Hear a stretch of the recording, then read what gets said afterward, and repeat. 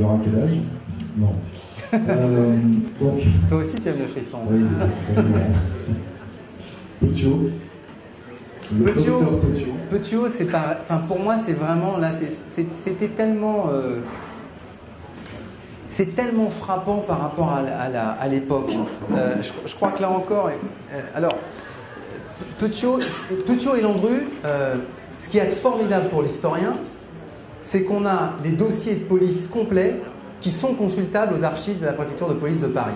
Donc, c'est pour... Vous voyez ce que je veux dire? Là, on a de la source directe, c'est vraiment... On est heureux, on jubile. Et dans le dossier Petiot, il y a des aspects qui sont extrêmement sordides. Alors, faciès de Petiot, hein.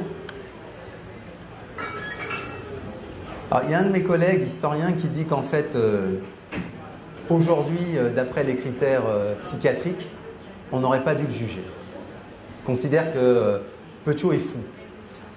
En même temps, Petiot est très très intelligent. Et il sait quand même distinguer le bien et le mal.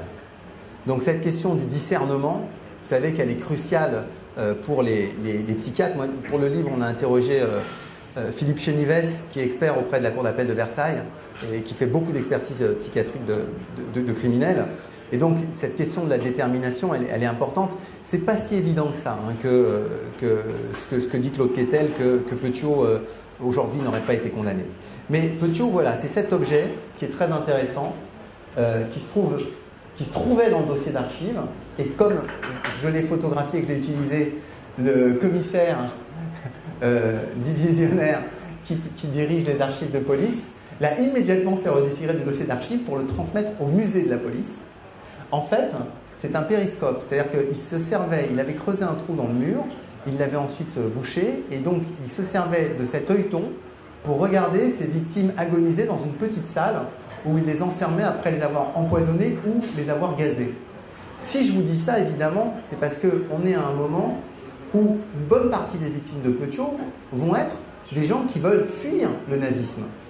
Or, qui veut fuir le nazisme pendant la Deuxième Guerre mondiale en France? Évidemment, des juifs, quelques gangsters, donc qui tuent même un gangster, et quelques personnes qui sont poursuivies parce que immigrées et pourchassées par la Gestapo, et notamment la Gestapo française.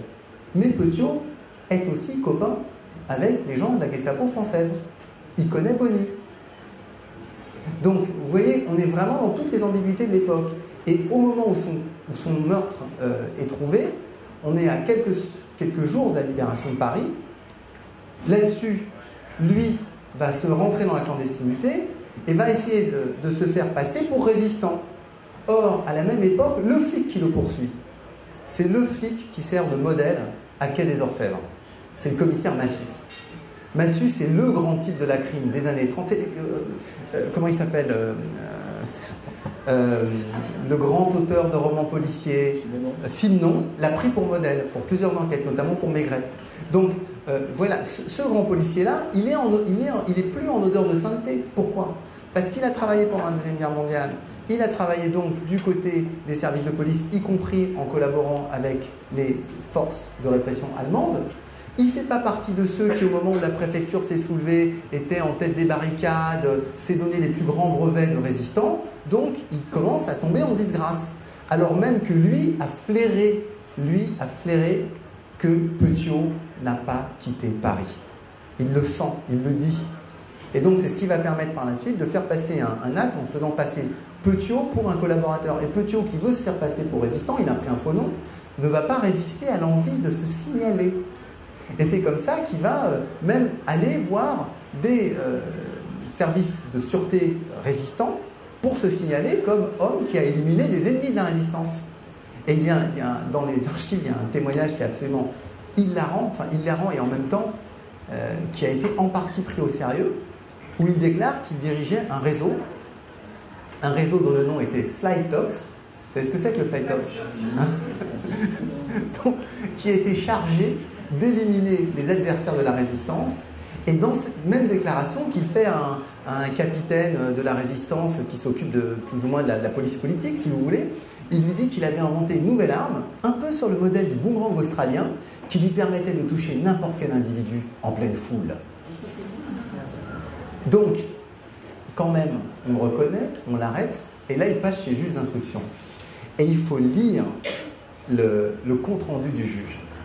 Et il faut même lire ensuite, c'est absolument, le juge n'est pas dupe. Le juge se dit, j'ai affaire à un menteur, mais à un menteur génial, qui en invente tout le temps.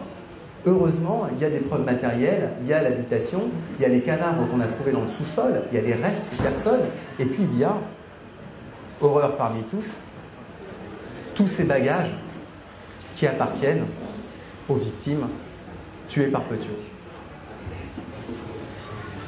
Dernier portrait avant les questions de la salle, plus près de nous, Michel Fourniret.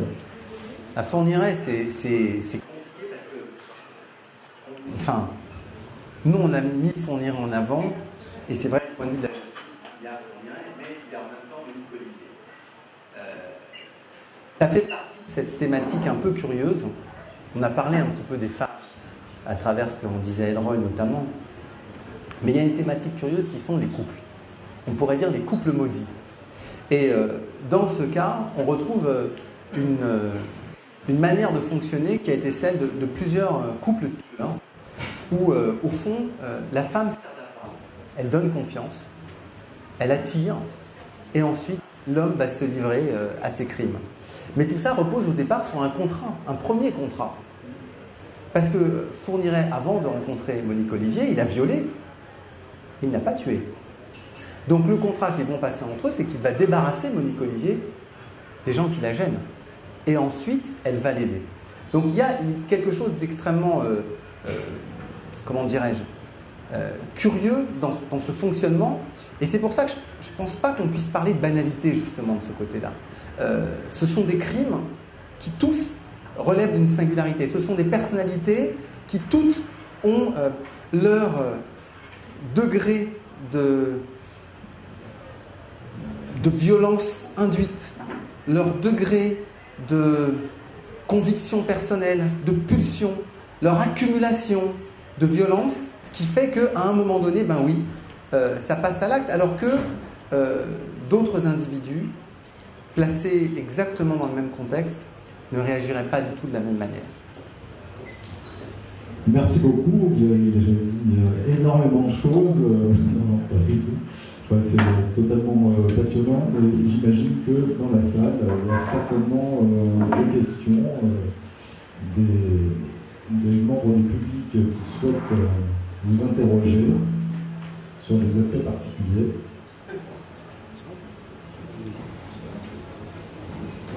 Tu l'as fait ou pas? Oui, bravo. Allez-y, prenez celui-là. Merci. Bravo, c'était passionnant. Mais vous avez peu parlé des femmes, et moi j'ai vécu dans le Poitou. Considérez-vous Marie Bénard comme une serial killer? Ben, normalement elle n'a pas ces différentes phases. Donc elle n'est pas considérée comme telle. Ça a fait l'objet d'ailleurs d'un gros débat parce que coupable, non coupable, ça a été l'objet de discussions extrêmement lourdes dans la France des années 60. C'est un des éditoriaux intéressants de Frédéric Potcher, parce que j'en ai pas beaucoup parlé, mais c'est vrai que les journalistes ont joué un rôle aussi dans l'image que nous nous faisons de ces personnalités, de ces personnages. Là, j'ai parlé de Potcher pour Bénard. Il est évident, par exemple, qu'aux États-Unis, un certain nombre de tueurs n'auraient pas eu le même... je pense au Zodiac notamment. S'il n'y avait pas eu un journaliste pour mener l'enquête, et d'ailleurs de ne pas arriver à le trouver, de ne pas arriver à l'identifier, et pour ensuite faire le livre de son échec, on n'en parlerait pas du tueur du Zodiac. On en aurait parlé ici parce que, quand même, un certain nombre de tueurs en série écrivent à la presse, envoient des lettres à la presse, donc veulent se faire connaître. Donc le rapport aux médias est justement... c'était ça qui, moi, c'était mon point de départ, ça, en fait. Le dire complet. Et Marie Bénard a été d'une certaine manière très en vue, mais après sa grâce, on n'en entend plus parler. alors que je crois elle a vécu encore une quinzaine, une vingtaine d'années. Donc c'est une personnalité...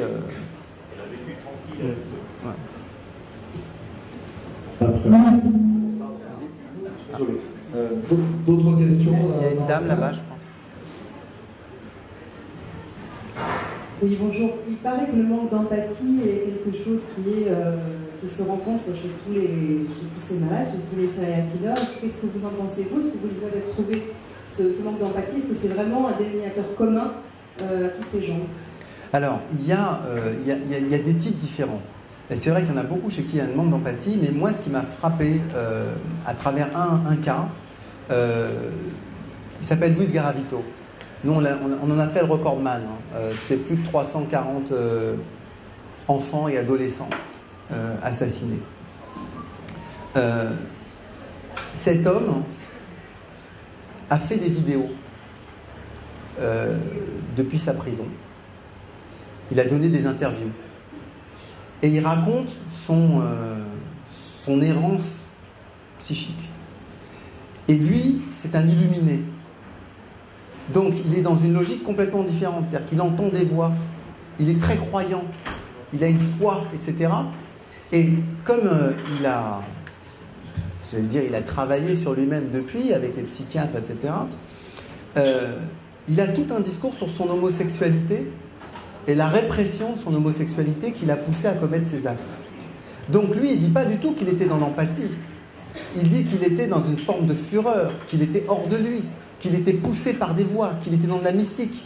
On n'est pas du tout dans une même logique qu'un certain nombre de tueurs où on a l'impression que... je pense que Zhu Kewa, justement, le tueur chinois dont j'ai parlé, cette question-là, elle est neutralisée, quoi. C'est plus, il a fait un peu partie de gang, il a tué des gens, il a été militaire, etc. Il a besoin d'argent, c'est une opération, boum, il y va, quoi. Et on recommence, et puis j'avais besoin de plus d'argent, donc j'y vais plus de fois, puis j'ai plus besoin d'argent, je laisse passer 5 ans. Vous voyez ce que je veux dire? Donc il y a là une économie psychique qui est différente. Et en revanche, sur Bundy, effectivement, l'empathie par rapport à la victime, il ne l'a pas. Lui, il est dans quelque chose qui est la poursuite de son obsession. Il n'est pas du tout comme ça. En même temps, il faut bien penser qu'on a affaire à des gens qui ont parfois des comportements différents pendant le passage à l'acte, pendant les phases de latence. Donc, vous voyez, c'est compliqué, hein, comme dimension psychologique. Il n'y a pas une univocité aussi caricaturale que ça. Alors, j'ai plein de questions, mais j'ai beaucoup de mal à déterminer la différence qu'il y a entre un tueur de camp, ou par exemple un tueur qui ne tue personne, mais comme Huss, qui justifie son boulot, moi j'en ai liquidé 600 000, 1 million, c'était le boulot, comme Switch, et par exemple un petit qui ne tue que pour l'argent. Ne sont-ils quand même pas tous, même si certains sont autorisés par l'État, les SS, ne sont-ils quand même pas tous dans la même mécanique intellectuelle? Parce que j'ai du mal à croire qu'un officier, qu'un simple soldat n'ait pas une certaine jouissance à pouvoir tuer des juifs, des tziganes, des homosexuels, sachant qu'il est couvert. Est-ce que cette jouissance ne va pas apparaître à un moment donné? Non. Voilà. Alors, c'est une bonne question parce que justement, c'est une question avec laquelle collectivement nous avons eu affaire. À la fin de la Deuxième Guerre mondiale, on a arrêté un certain nombre de gardiens, de gardiennes et de responsables de camps de concentration. Et il s'est posé la question de savoir qui devait être inculpé, qui devait être libéré, qui ensuite devait être condamné plus ou moins lourdement. Et la question qui s'est posée pour les 600 à peu près gardiens, acteurs, c'est-à-dire que, je ne sais pas si vous êtes très au courant du fonctionnement d'un camp d'extermination, mais en gros, dans un camp d'extermination, il y avait 2 types de gardiens. Il y avait des gardiens qui dépendaient de ce qu'on appelle la détention, Schutzhaftlager, donc la détention, ils sont à l'intérieur du camp, et il y avait ce qu'on appelait les sentinelles extérieures. les Wachtruppen. Donc eux, ils patrouillent à l'extérieur du camp. Ils doivent empêcher qu'on y accède et ils doivent empêcher qu'on s'en évade. À l'intérieur du camp, c'est là que sont ceux qui vont, notamment deux sous-officiers à Auschwitz, qui sont chargés d'ouvrir les boîtes de Zyklon, de les mettre dans les bouches d'aération pour que les gens qui sont à l'intérieur soient gazés et meurent. Bon. Question, qui punir? Donc, pour l'essentiel, ceux qui ont été punis, ce sont des gardiens qui appartiennent à la détention. Ceux qui appartenaient aux compagnies alentours, qui parfois ont tué des prisonniers qui s'évadaient, n'ont généralement pas été poursuivis. Ceux dans la détention qui ont été poursuivis, et je pense notamment, celle qu'on avait surnommée la chaîne de Ravensbrück, je l'ai en tête parce que c'est une gardienne qui est dans le centre de détention et qui fait peur à tout le monde, et notamment elle a un chien avec lequel elle fait mordre les détenus, et elle-même, à plusieurs reprises, va frapper des détenus à mort. Donc elle va être poursuivie et elle va être condamnée à mort. Parce qu'en fait, on a l'acte qui n'est pas l'acte normal. On a l'acte de trop. En revanche, les gardiens qui ont mis le gaz, les gardiens qui ont fait les tests, ont parfois été condamnés à mort, parfois n'ont pas été condamnés, ou ont été condamnés à des peines de prison au même titre que d'autres. Donc si je dis ça, si j'insiste sur ces petits détails qui sont à la fois désespérants et en même temps indispensables, c'est qu'on doit garder présent à l'esprit, de la même manière que la justice juge individuellement et essaye de comprendre les actes individuellement, on doit nous penser que les processus psychiques dans ce type de situation ne sont pas les mêmes. Quand on est un liquidateur, c'est une des études qui a été très bien faite par deux personnes, Christian Gerlach et un Français, Christian Ingrao, qu'on appartient à des compagnies de liquidateurs, à des Einsatzgruppen. Quand on appartient à ça, Christian a étudié les dossiers d'environ 600 membres, et il a étudié notamment leurs dossiers médicaux. Pourquoi? Parce que nous, ça nous permet de savoir des choses. S'il y a de la décompensation, c'est-à-dire s'il y a des gens que ça gêne de tuer. Et il se trouve que dans les dossiers médicaux de quelques-uns, donc il fait le calcul, il y en a 1 sur 100 qui demande sa mutation tous les jours. Tous les jours, demande de mutation. Vous imaginez? Il est dans sa compagnie, en fait c'était un flic au départ, il appartenait à la police criminelle, il a été fusionné avec les compagnies de SS des Einsatzgruppen, et il se retrouve sur le front à liquider un peu de tout. Beaucoup de juifs, un peu de fonctionnaires communistes, et un peu de gens dans les villages, on ne sait pas trop, bon, on tue quoi. Bon, bref. Donc il se retrouve à faire ça et il ne supporte pas. Donc tous les jours il demande sa mutation. Donc il y en a 1 sur 100, 1% là-dessus. Il y en a 1 sur 10 qui refuse systématiquement de tirer. Et pour refuser de se faire tirer, il faut se faire porter malade. Tout le monde le sait, personne n'est dupe. Donc il y en a 1 sur 10 qui se fait porter malade.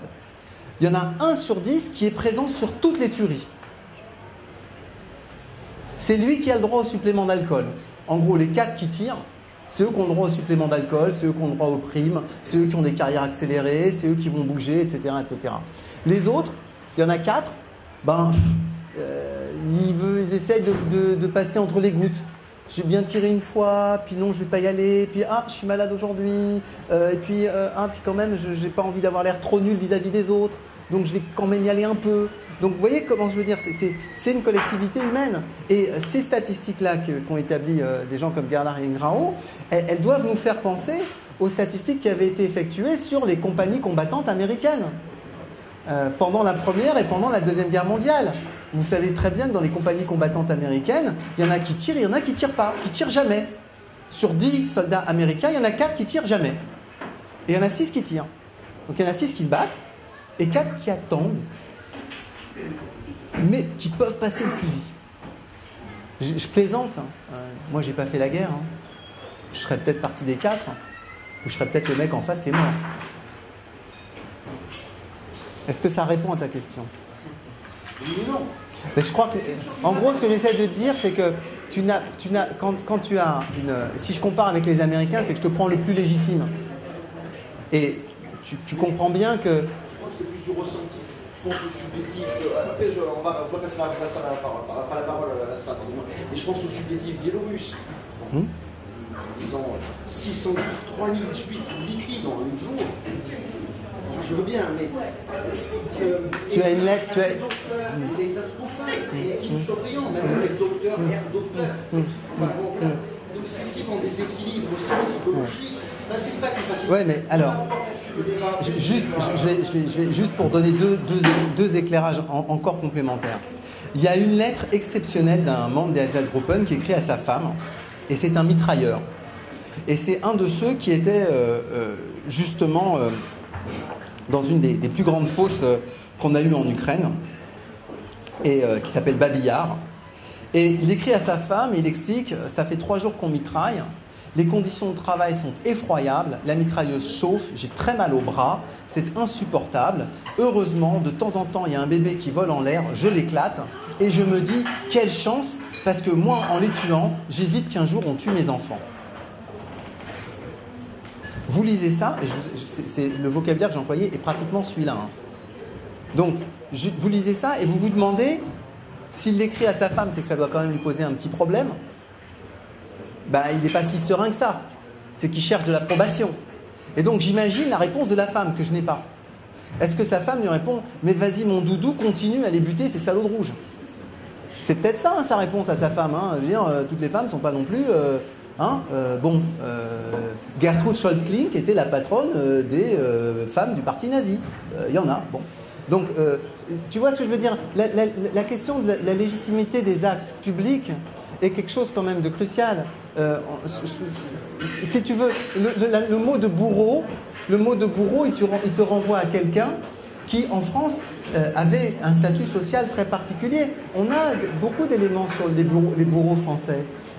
Ils faisaient un travail qui était à la fois très légitime, en même temps ils étaient toujours maintenus un peu en marge de la société. Donc on voit bien cette difficulté. Donc, mais je crois que c'est pas du tout le même logique. Quand on peut dire ce qu'on fait, c'est pas la même chose que quand on cache systématiquement ce qu'on fait. Et je parle par rapport à son entourage, hein. Je parle pas par rapport aux grands secrets médiatiques ou autres. Hein. Je parle vraiment de mon entourage. Est-ce qu'il me conforte dans ce que je fais ? C'est une question cruciale. Et c'est pour ça que quand je pensais aux terroristes, on s'est dit on ne peut pas les mettre. Parce que c'est pas la même logique du tout. Quand on est dans un groupe politique, avec une approbation, avec l'économie psychique, elle est très très différente. Et par parenthèse, hein, pour qu'on ait bien conscience de ça, c'est pas du tout la même justice. Les gens qui vont les juger sont pas les mêmes. Les gens qui vont mener les enquêtes sont pas les mêmes. Et nous, quand j'ai pris l'exemple d'Ogorzo, justement de ce SA, les nazis font des enquêtes criminelles. La police criminelle est très très efficace, mais ce n'est pas exactement la même que la Gestapo, la police politique. Donc on est vraiment, même à cette époque-là, dans des logiques qui sont tout à fait différentes. Donc c'est pour ça que le rapprochement, il est intéressant, il est même éclairant sur le fonctionnement de nos sociétés. Mais en même temps, du point de vue des logiques d'action, on est dans des... Exactement. Alors, l'heure tourne beaucoup, donc on va peut-être prendre une ou deux questions. Les 2 dernières questions. Bonsoir, merci beaucoup de cette intervention. Alors moi j'ai 2 questions, donc on n'arrête pas. C'est la question, monsieur.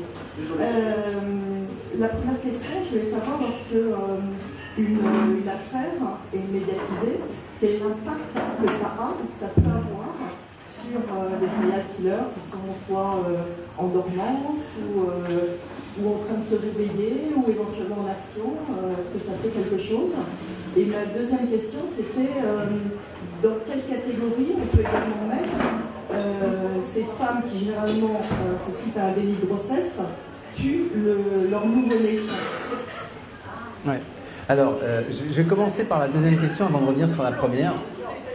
Je vois à qui vous faites allusion, et c'est pas la première dans l'histoire. Et il se trouve, c'est une des choses qui nous a frappé dans le livre, c'est que à l'époque où l'avortement n'existait pas, ce type de pratique était extrêmement fréquent. Et en France, on a eu une politique par rapport à ça qui était très répressive. On a beaucoup condamné ces femmes à des peines de prison très lourdes. 20 ans, 25 ans de réclusion pour ces femmes.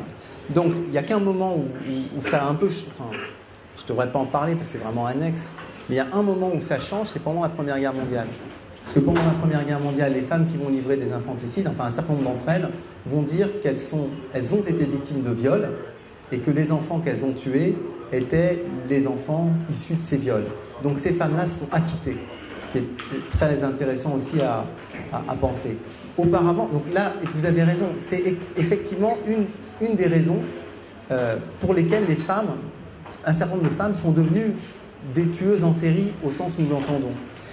Il y avait même, on les appelait comme ça, c'est une catégorie de tueuses, hein, les fermières de bébés. Vous savez, c'était des femmes qui recevaient en nourrice des enfants. Et les familles payaient. Mais parfois, avidité du gain ou lassitude de garder les bébés, elles les étouffaient. Il y a une Anglaise comme ça, dont on sait qu'elle a été condamnée pour environ 300 enfants. Vous imaginez le truc. Et on pense que les chiffres sont encore plus élevés. Et elle a fait l'objet de 2 condamnations successives. Vous imaginez une première condamnation parce qu'elle en avait tué un certain nombre, et puis une deuxième condamnation, elle a été condamnée à prison, une deuxième condamnation parce qu'on s'est rendu compte qu'elle avait recommencé. Donc pour la récidive, c'était beaucoup plus lourd. Bon. Donc c'est effectivement un cas, et c'est un cas extrêmement ancien, on pourrait presque dire classique. La première question que vous avez posée, je voulais la garder parce que elle pose une vieille interrogation aux gens de médias. Elle a été formulée dès les années 1890. Vous vous souvenez que nous, dans les années 1890, on a un tueur, qui est le tueur de berger, qui s'appelle Joseph Vacher. Et bien, à cette époque-là, il y a un certain nombre de gens qui disent « Attention, attention !» La presse, qui met en première page des faits divers, la presse qui passe son temps à parler du crime, est en train de créer la contagion du crime par la presse.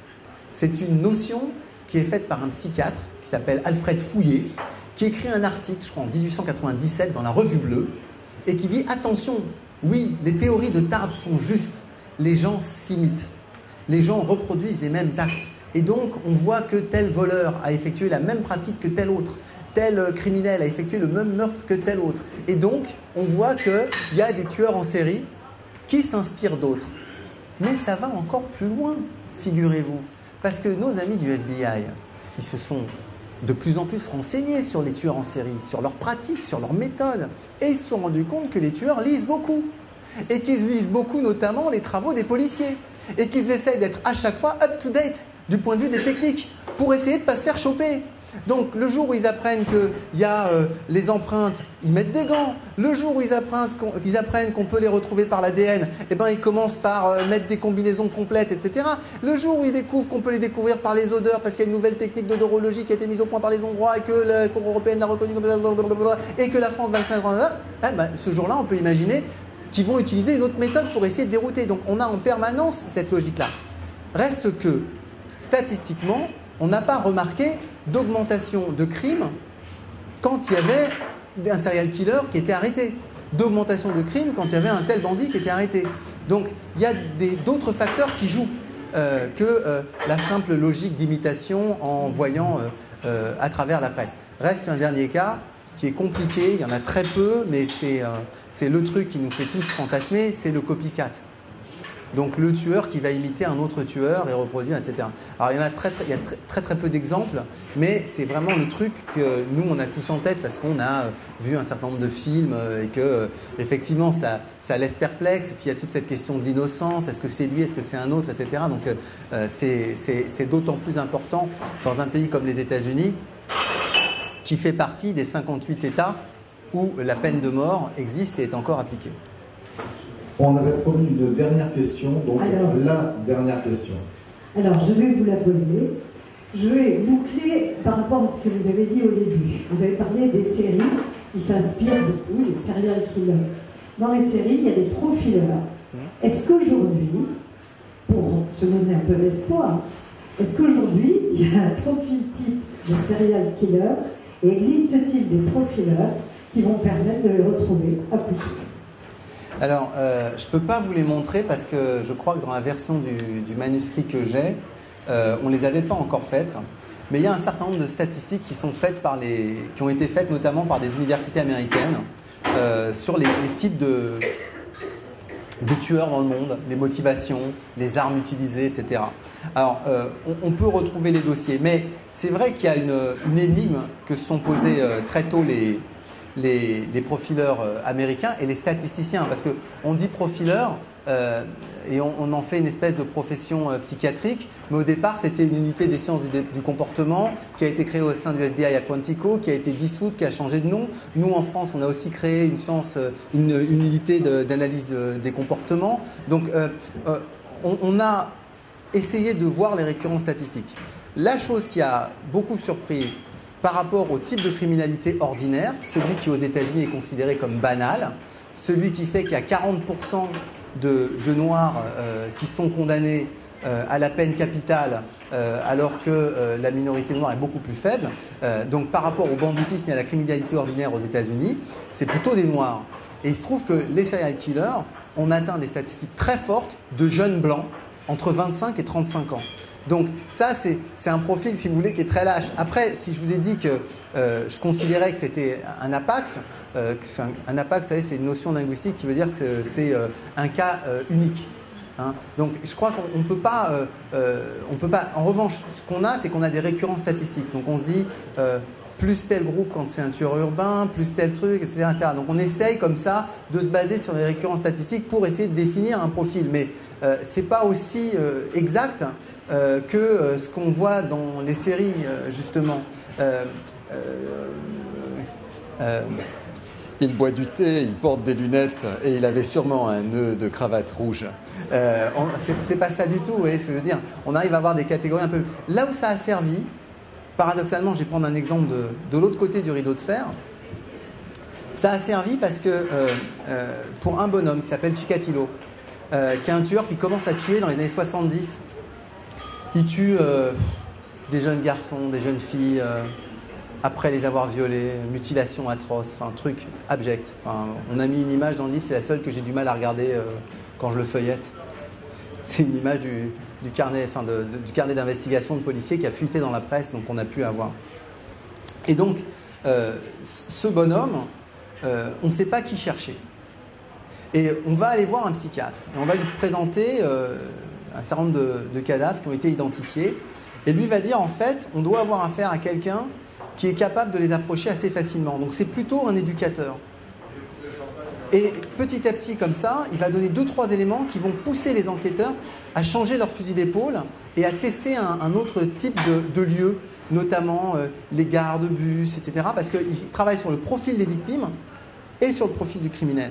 Et en fait, ils vont le choper autour d'une gare routière alors qu'il aborde des policiers. Il s'était passé la même chose en Allemagne dans les années 30 autour du tueur de Hanovre.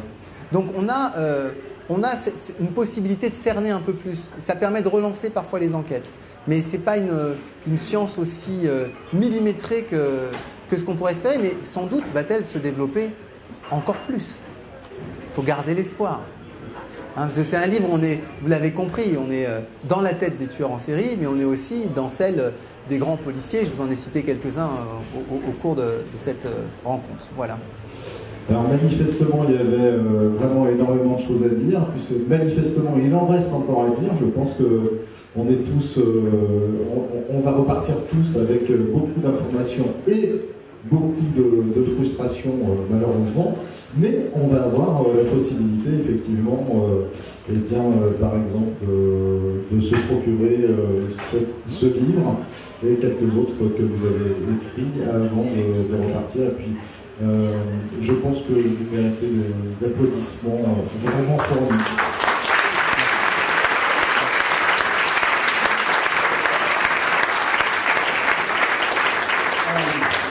Avant qu'on se quitte, je reprends ma casquette de président d'association et historien.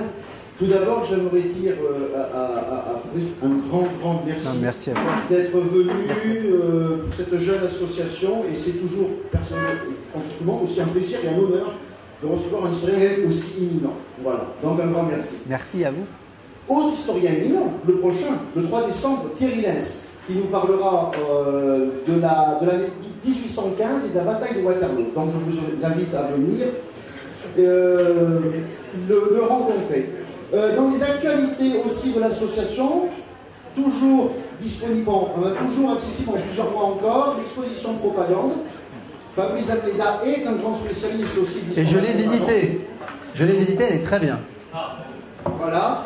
Donc, Musée d'Aquitaine, Centre Jean Moulin. Et un catalogue sera à disposition à la fin du mois de novembre. Toujours dans l'actualité, pour ceux que ça intéresse, les souscriptions du catalogue sont à disposition, ici. Et comme nous sommes une association, vous avez le programme des conférences à venir. Et enfin, une adhésion, pour ceux qui le souhaitent, encore une fois, pour nous soutenir tout au long de l'année à venir. Les livres sont à disposition. Pour ceux qui veulent rester, j'aime le rappeler à chaque fois, le Plana est aussi une brasserie, donc on peut poursuivre la discussion et ce moment convivial. Et j'espère vous retrouver très bientôt. Toutes les informations sont sur le Facebook du Café Historique de Bordeaux. Et j'espère vous retrouver très bientôt, le 3 décembre. Et encore un grand merci. Merci à toi.